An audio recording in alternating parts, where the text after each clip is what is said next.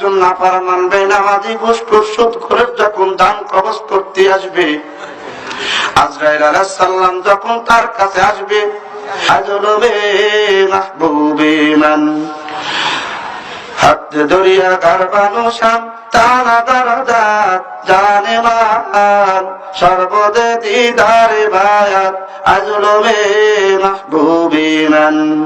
ও বাবা, ওই নাফরমান ওই গোলামের তখন পানির পিপাসা লাগবে, আপন জনেরা পানি খাবে আর বলবে তোমরা কি পানি খাও রে? এখন যদি তোমরা আমাকে 7টা সমুদ্রের পানি খাও, পানি পান করাও, আমার পানির পিপাসা মিটবে না। আজরাইল আলাইহিস সালাম যখন জানটা ধরতে যাবে, আমার মালিক আরশ আজিম দিকে ডাক দিয়ে বলবে, হে আজরাইল একটু সবর করো, আমার বান্দা সব করে জাহান্নাম কামাই করেছে, ওকে জাহান্নাম না দেখিয়ে মউত করো না।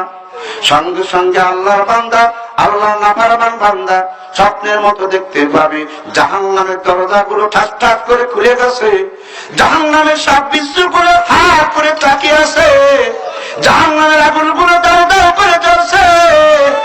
হে আল্লাহর বান্দারা, যখন এই অবস্থা দেখবে, এই অবস্থা দেখার পর 360টি মুকামের রূহ দৌড়াদৌড়ি ছুটাছুটি করবে, রূহ আর বের হতে চাইবে না,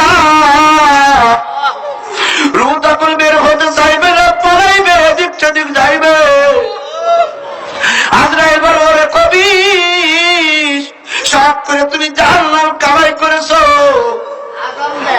তোমাকে জাহান্নাম না দেখিয়ে তোমাকে মুখ করা পাবে না, তোমার পালানোর কোন জায়গা নাই, পালানোর কোন পথ নাই। হে মুরব্বী বাবারা, যুবক ভাইরা, একটু ভালো হয়ে যাও, আমল করো, আল্লাহর হুকুম পালন করো, গুনাহ ছেড়ে দাও, তাহলে তুমি হয়তো আল্লাহ তাআলা তোমাকে ঈমানদার বানায় কবর নেবে। এই জন্য আল্লাহ তাআলা বলেন, ইন্নাল ইনসানা লাফি খুসর, নিশ্চয়ই সমস্ত মানুষ ক্ষতিগ্রস্ত, কিন্তু